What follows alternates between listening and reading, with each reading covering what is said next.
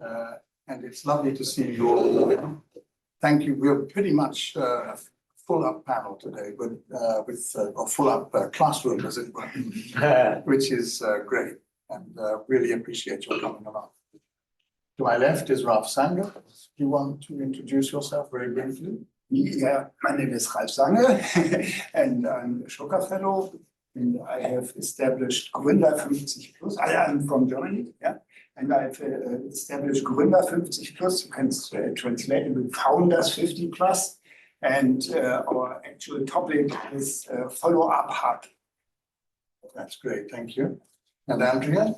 Andrea Coleman. I'm Andrea Coleman, Senior Ashoka Fellow and social entrepreneur before becoming a founder of co-founder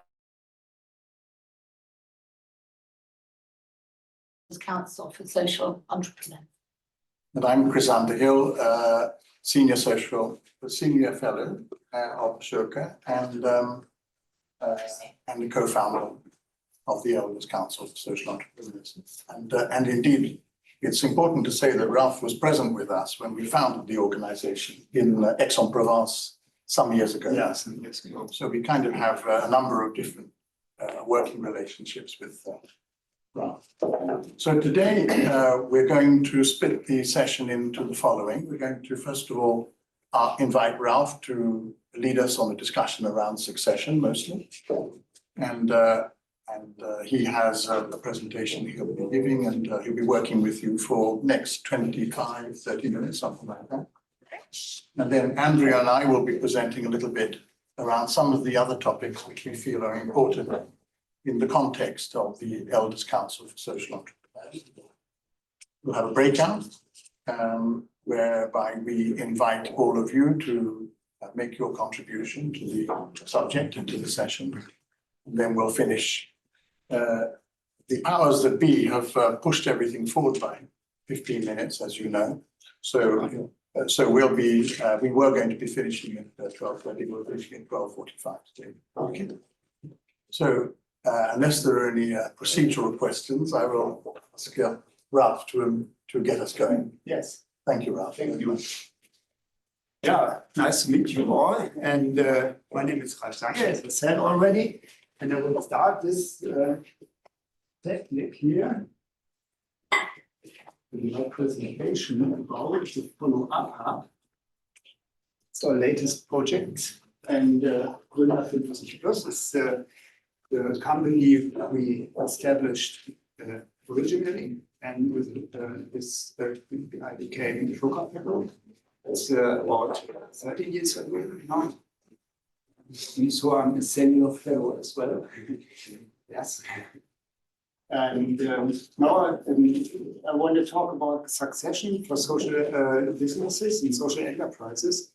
And when I look around a little bit, maybe some of you are in an actual situation to think about this succession topic. And yeah, I will start now. And you can the time you can break my words and ask questions. It's no problem.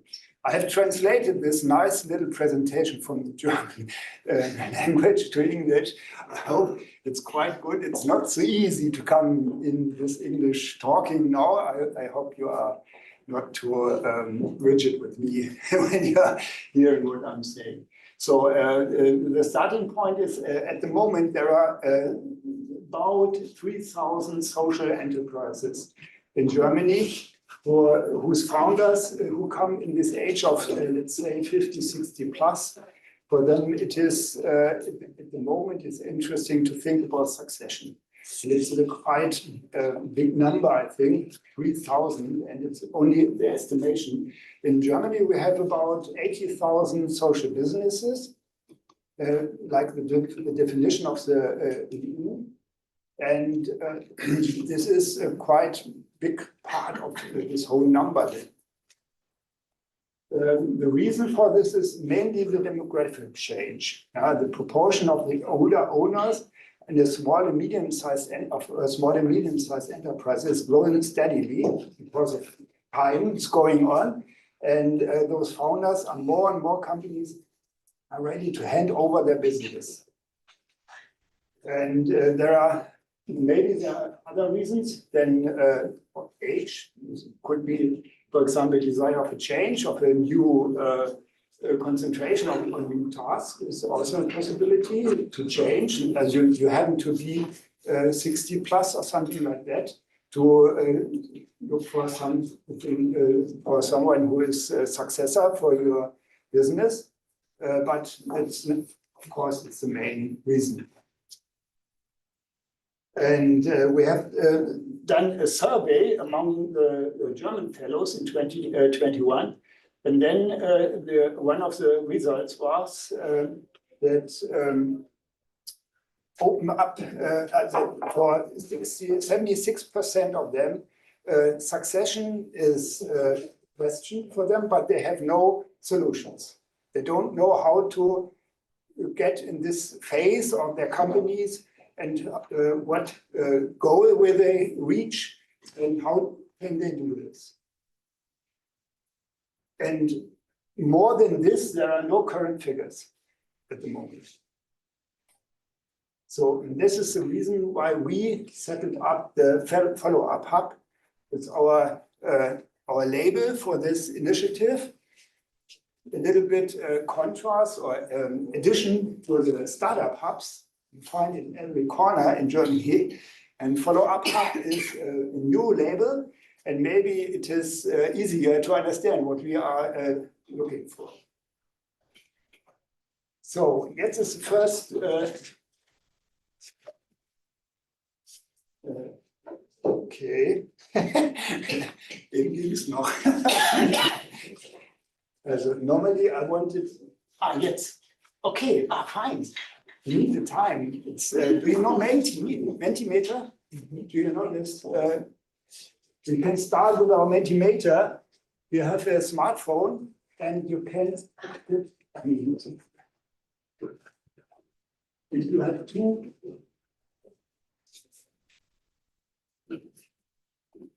possibilities to look at this. You can use QR code. Ich bin gespannt, ob das geht. Try it. Geht? Yeah. And I've formulated three questions, three terms. I would ask you to give me three terms in this formula.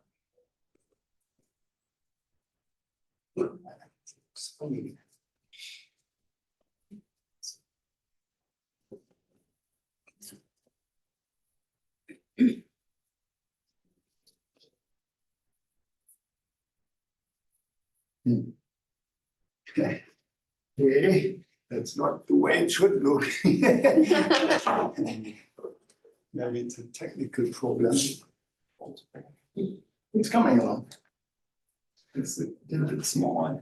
It is a bit small. Bit small. I don't know how to make it here.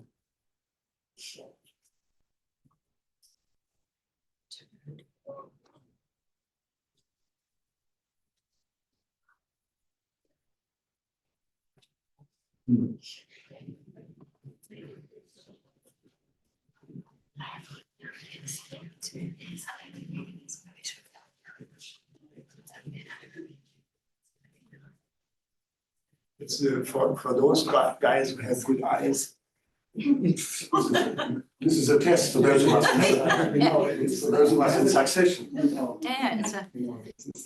Sorry, no, it's too small. You can read it through if you want to. Understanding trust, opportunity, values, continuity, change, values, the trust. Terms that come to your mind when you think about succession for social enterprise. It's great.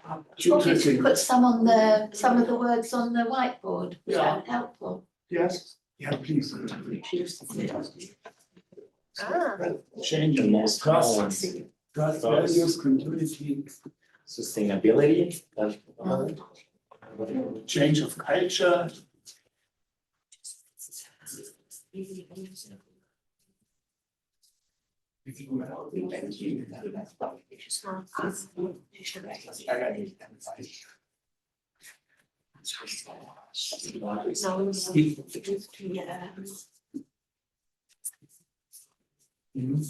think nothing said about price, selling, something like that. What was it? What did you say? No, there's no word like price or selling or something. There's like capital, capital. I mean, linked to price. Yeah. Yes. Never. Shout them out.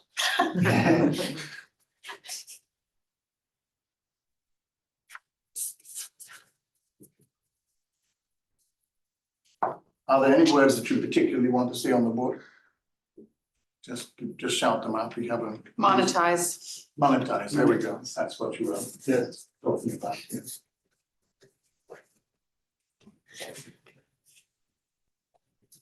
Yeah. Okay, sorry for this.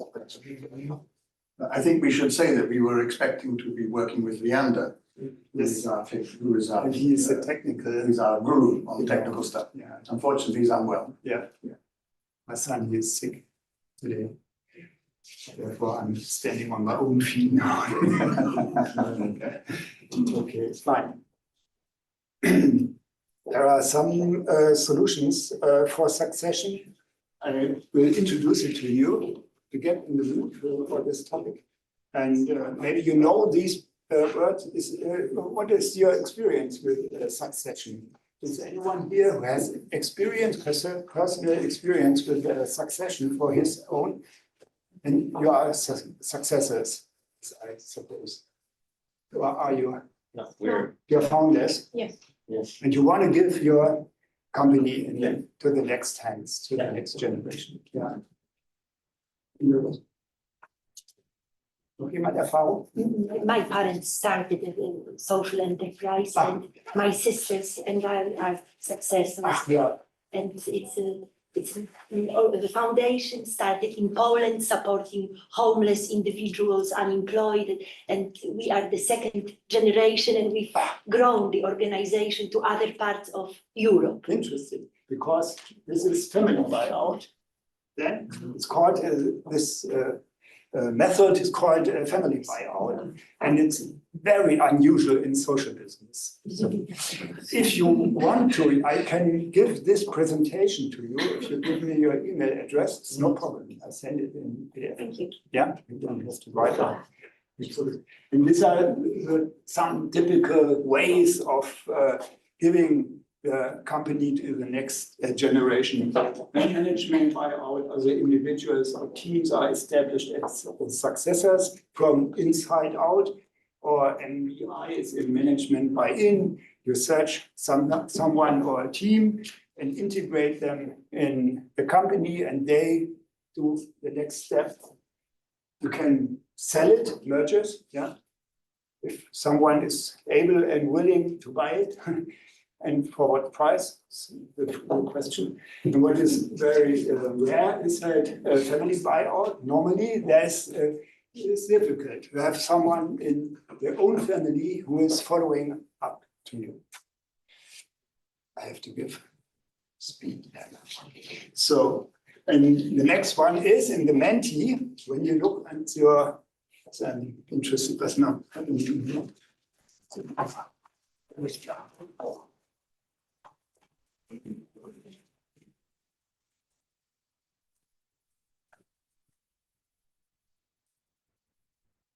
Das geht. No, it's great. Das ist gut. That's good. This looks So good. the spirit of Leander is coming. Yes, yes. He's with us. He's always with us That's good. in mind. Okay, very good. Everybody done it? I haven't done it. Oh, you're sorry. No. Oh, no. Yeah.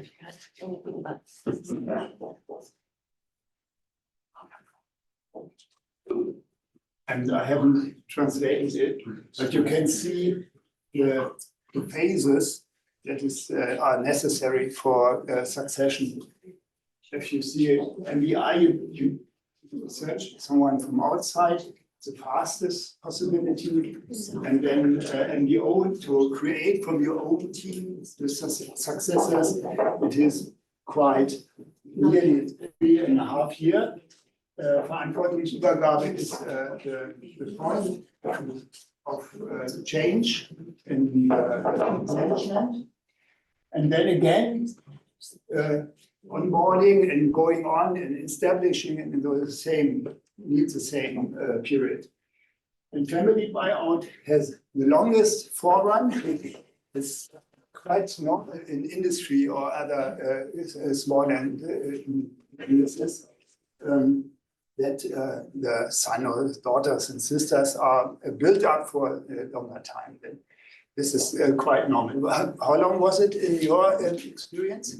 Yes, about that. About that time, yeah. Mhm. Do you have any data on the success rates of each success in terms of sustainability of the enterprise after succession, etc., or do we not have that Or the data yet? quantity of Years, I think, or growth, or is there any data yet? Probably not. no data for social businesses. Yeah. Nothing. And the cases I know personally, they are mostly MBO. Also they have a team and they proceeded in the future. And this need to give time to create this team, and it correlates with the role of the founder personality. They take another role and they will be the part of the future team as well, but in another role. And this is a quite good constellation for success of this succession. So what they need, succession is the question why now or when and why at all. You have to clear some points from the point of view of the social senior social entrepreneur. They need the clarification of these points. I don't want to go too much in detail now. It's quite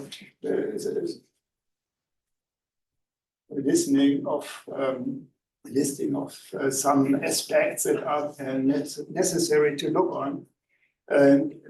You should think about your legacy. It's very, very important, I think.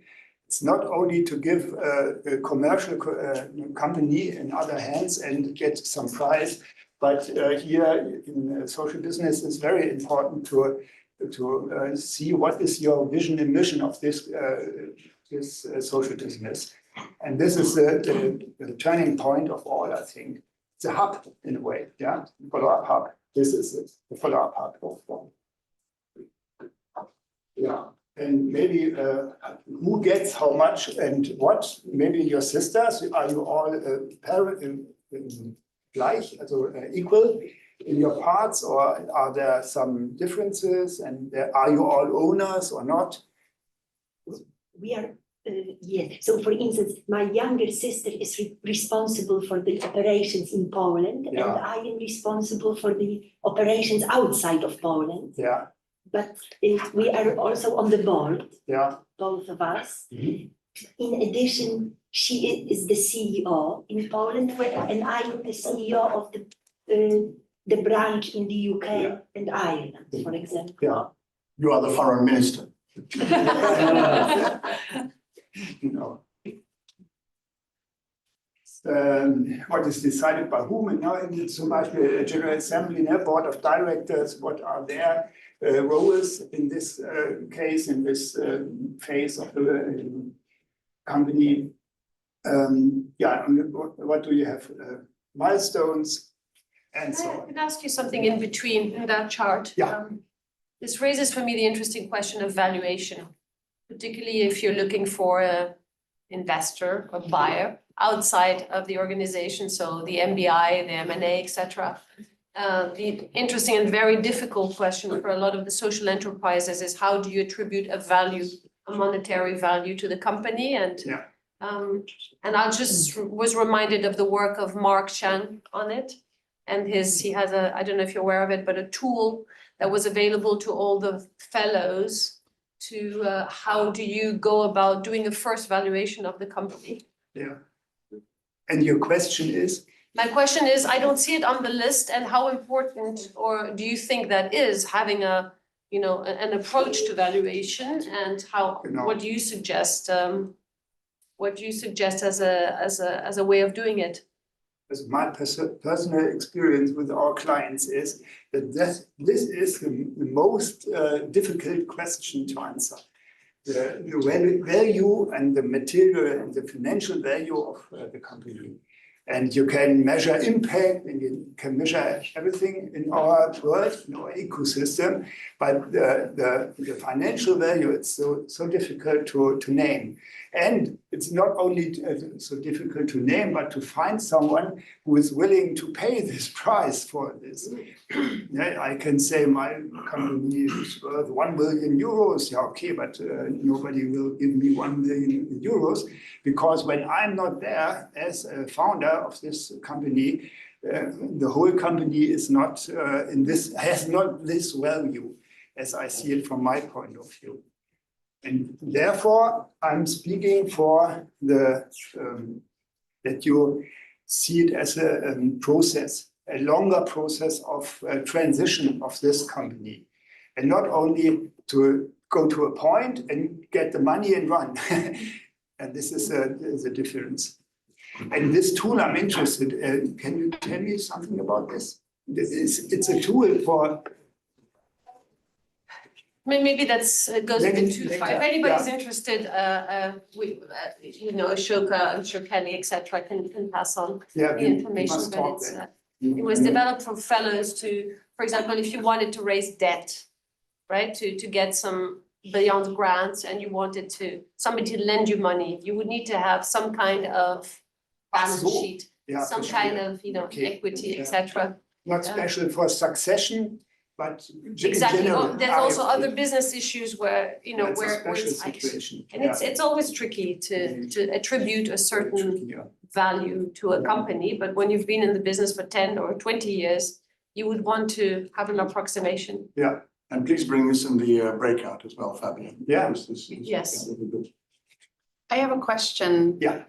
I don't know if it's relevant to this part of the conversation, but for some of us who operate in the UK, we have to have an asset lock to be able to receive grant funding, basically. And for many of us, that's the only funding that's available. My business is not in that situation, but many are, and we are somewhat in that. And we do have a social investor who does not expect financial return in any way. We can't distribute it because we have to have an asset lock. So I just wonder, like, how does that change the scenario if there are others who are in that position where in order to receive state funding or grant funding or whatever, you're not allowed to distribute any kind of dividend to an investor or whatever that's logical. So does that change the playing field for us? Yeah. Would you like me to jump in? Would that be helpful if I jumped into? Yes. So I was going to say that the experiences that we have on the board from Ralf are they're really important, and they are related, of course, to his own experience and to the experience of Germany, especially. Yeah.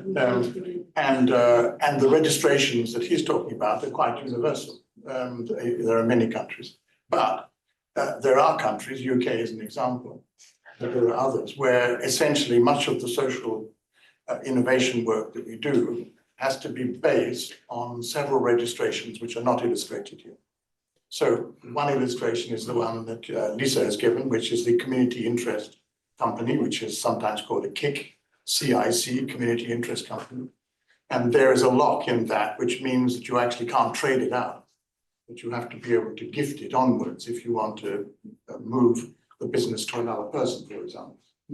And then there is the old-fashioned but very prevalent registration of a charity, which sounds very old-fashioned to us as an audience, but it is actually the registration base which many countries have.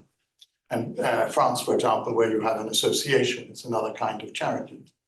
And so there, the whole question of how you pass on your work, I won't call it a business at this point, but your work is extremely relevant and actually then often becomes the work of two boards.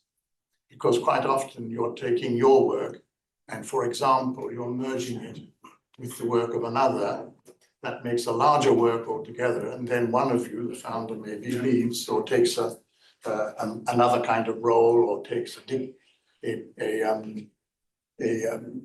role as a kind of advisor or something of that nature. So there are a number of different issues here which are beginning to surface in this workshop today. And I think it's really helpful that you brought that question, Lisa, so we can put that into the mix as well. When we come to do our talk in a minute, we'll also bring a bit more of that in.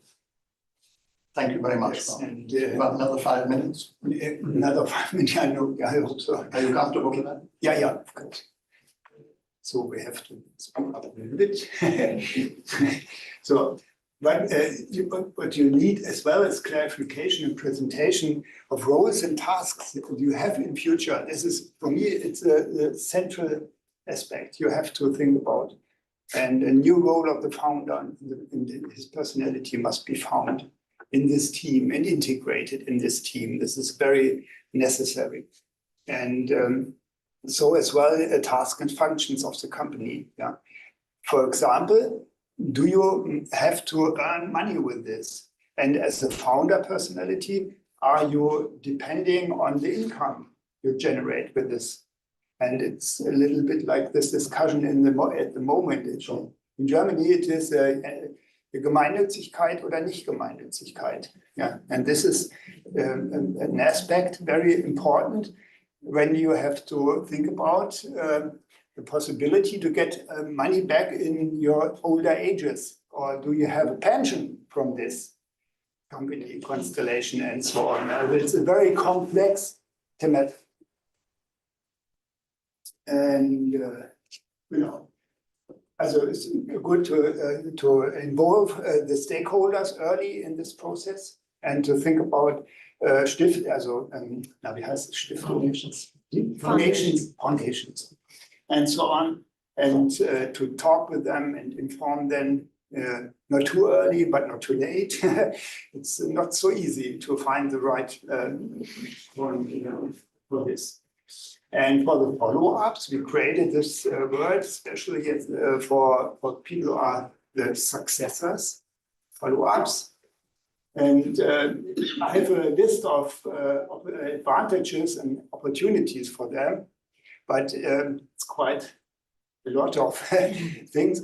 I think I send it to you and you can read it. Yeah? You have existing business structure, you find existing user network, you have a brand value and reputation when you take over an existing social business. And when you compare it with a startup and you have to build up such things, it's much more energy necessary to give this. And to create this thing you can take over if you are lucky then. Equipment and facilities, experienced employees, a very, very important aspect. To have a team that's working and not to create a new team and okay. And you have an established businessman. A certificate in English. If I could talk in German, I would. Well, it's extremely kind of you to talk to us in English. We appreciate that. Yeah, it is. Yes. With my experience, founders very often have a special personality. I always say they are God and they are also the devil, you know. I don't know, in German, Fluch und Segen, I would say in German.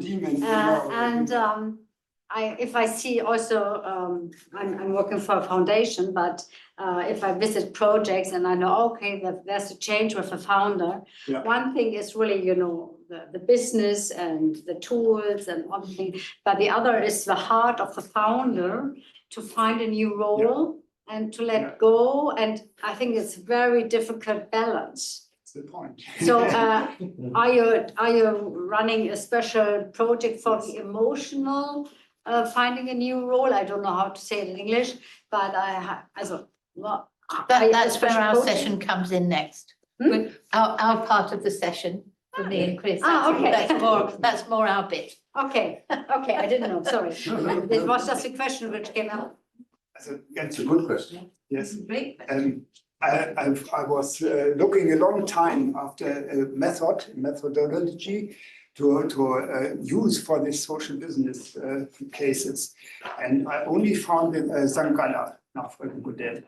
Sange Nachfolgemodell. It's a model that is focusing family successions. Yeah, that's very. And then you have to adapt it in our world Okay, in a way, you know. okay, thank you. I will expect the another session too. Yeah. Thank you very much. Yeah. Okay, financial foundation, okay. So, was haben wir jetzt noch? Social engineering. This is a set, the enterprise. You have to think about the aspects of the enterprise. For example, the team employees, the volunteers, you have to think when talk to them, in which moment, earlier, later, and what talk to them, because especially I think volunteers are very much focused on the founder's personality. This is very important for them. And when this person leaves the company, it has to be communicated in a proper way. I think it's very important. Genau. To talk about your fears, for example, and support, look for support if necessary. Agile model, yeah, but okay, it's too much, much too much. And for this, you see, because there are so much topics, it is quite good to search someone who can help you in this phase and to support you with some different aspects of succession, financial and personal and inner work you have to do to let things go, and to find someone who will do this next step from the personal. Also, recruitment is a very interesting thing in this question. Genau. This is a small chart which brings together those aspects. You have to senior social entrepreneur and succession social entrepreneurs and social follow-ups must think about their own attitude, willingness, and action. And what will I do? What can I? What role will I take? And what work will I do? Am I able to pay some money or nothing or not? And so on. And over and above, vision and mission. Yeah. What for are we working here? This must be discussed and clarified. For now, for the past, but especially for the future. So how shall it go on? Yeah, the last chart. What we do for our clients. This is a short. And this presentation is something you can send to people. Yeah, so if people would like to see. I've got a paper here and you can write or give me your card and then I'll send you this. Thank you very much. And contact. Okay, das überspringen wir. And this is Leander, my son. Okay. Thank you.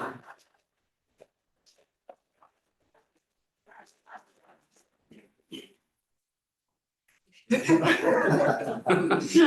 you have some water?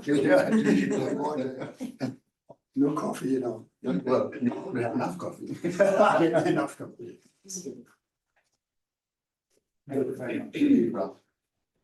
So we'd like to follow on for a few minutes, and then we're going to ask you to break into smaller groups and start to make your own contributions, which is also very important, I think, today.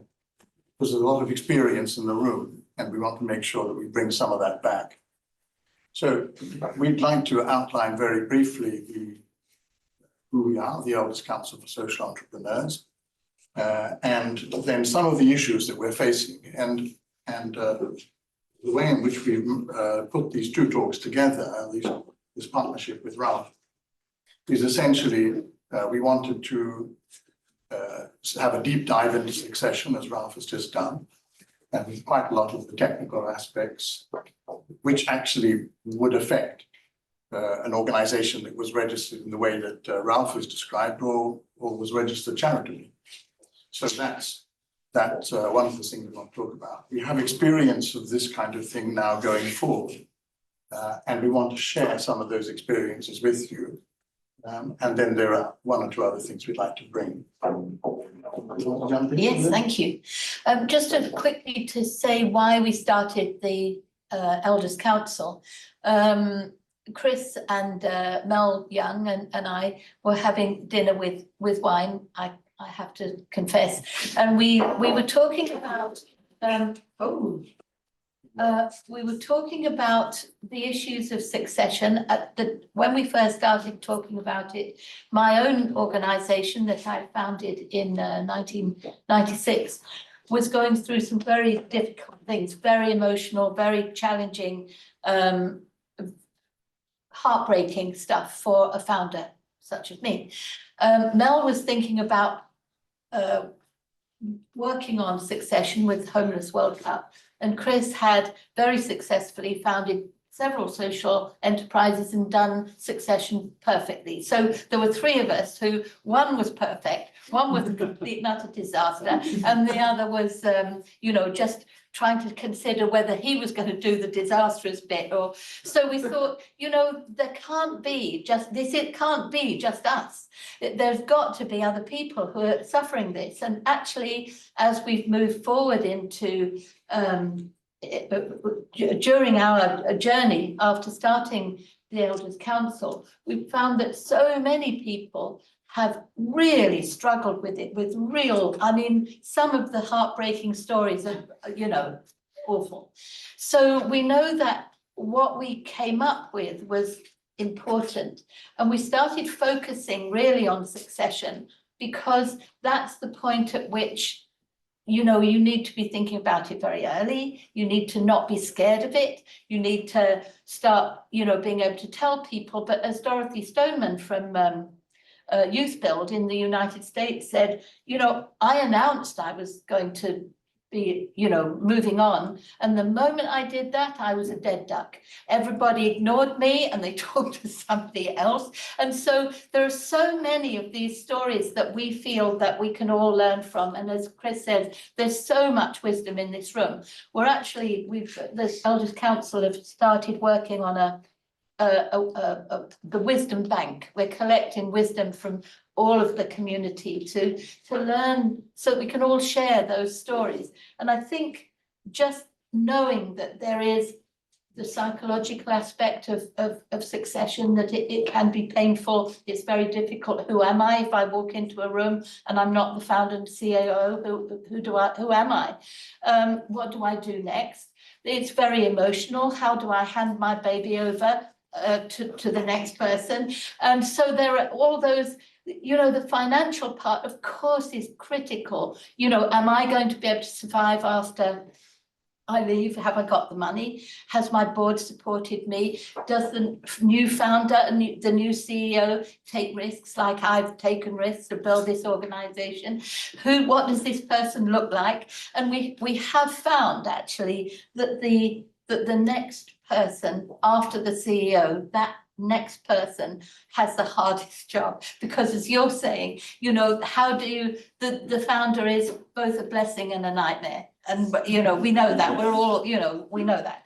So it's a big challenging moment. So we'd love to hear from all of you how you feel. The things that we feel we've really addressed as we've gone over these things are the psychological, the emotional, the board, the timing, when do you do that? What's the best timing? And really just how do you do the transition well? Is it inevitable that it's going to be tough for everyone? How do you tell the staff? When do you tell the staff? All those communications issues that Ralf has so beautifully described. So is this time now do you want to Is there anything else you would like to say? As my new chairperson. I am the chair. I am the chair. Yeah, He's the CEO, I'm the chair. We just have to find a role for Mel and then we're all sorted.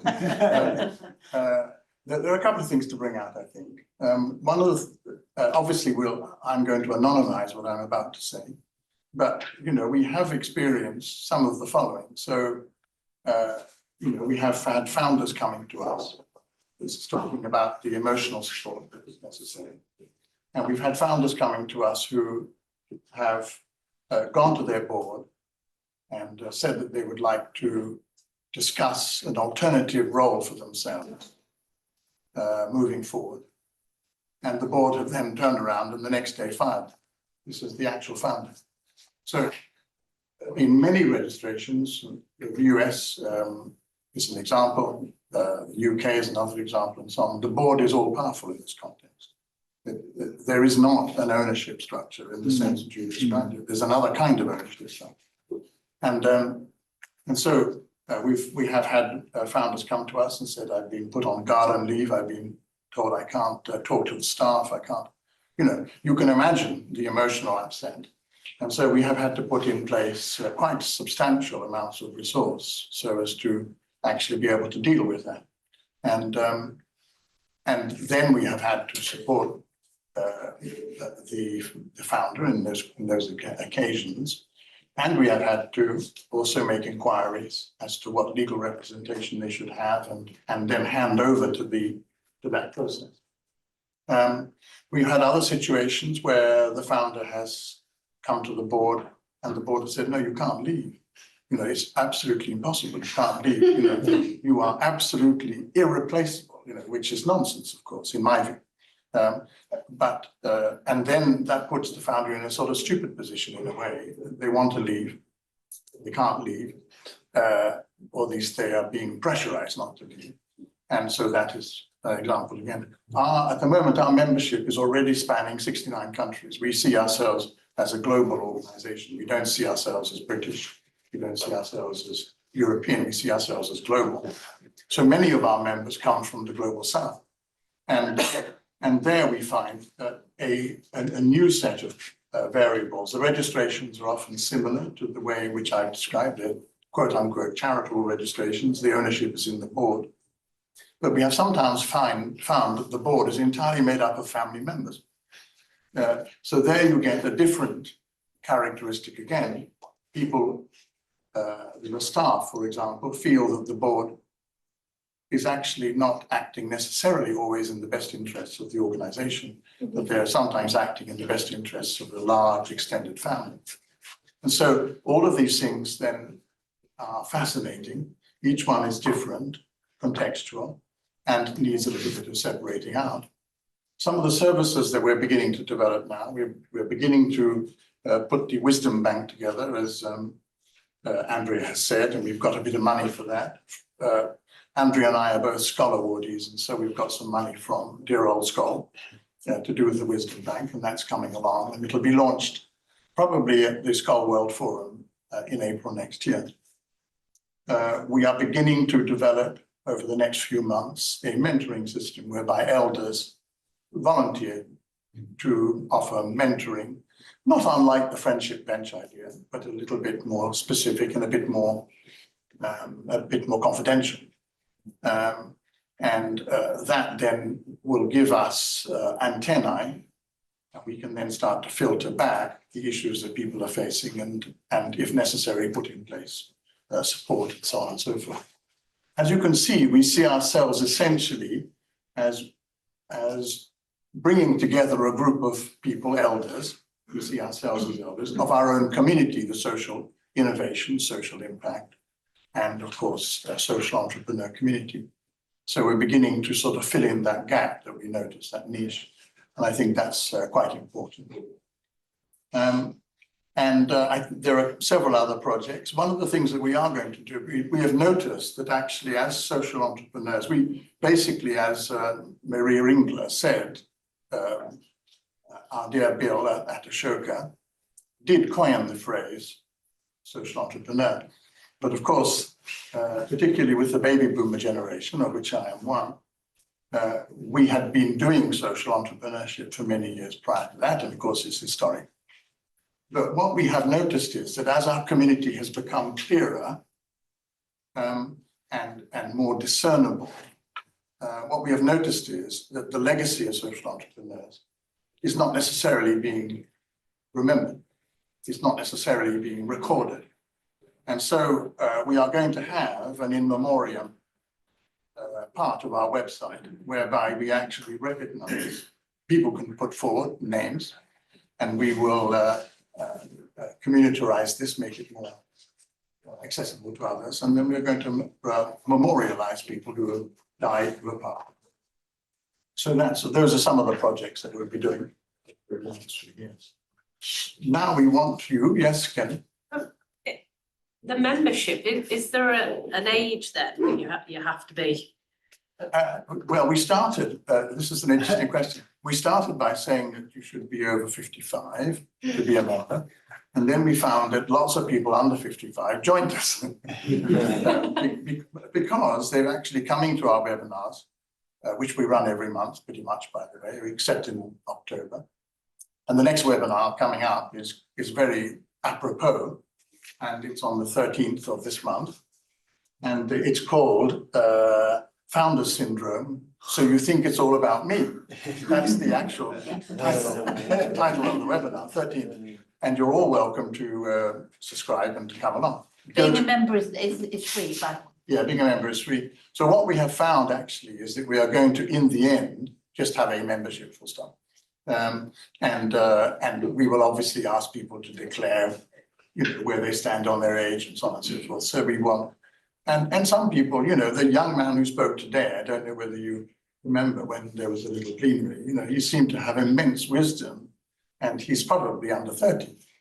So, wisdom isn't the province only of old people. It's the province of many people. Yeah, and we've got some really good members who, have got terrific. They bring so much, and of course they want to start thinking about planning succession early on. So it's silly to have an age group, but there are people who don't want to join because they don't want anybody to think they feel like elders. So we're proud of it. Some people are a little nervous. We're proud of us, The only reason why I say it is that, I transitioned out my organisation when I was 30. Yeah. Which was, and I openly say used to were the saviours in many ways that helped guide me through that from a distance, and the difference that you made. And it was just that actually you might be 30, but you feel like you're a lot older. And I just wondered whether or not, do I have to wait to join the membership, or can I join it now? No, anybody will take anybody. So, dear friends, if you'd like to just make yourselves into little groups, maybe 5, just use the whole space, just jump up and put yourselves into circles, or that would be really helpful, and we'll give you a couple of questions in a second. Are you okay to do that?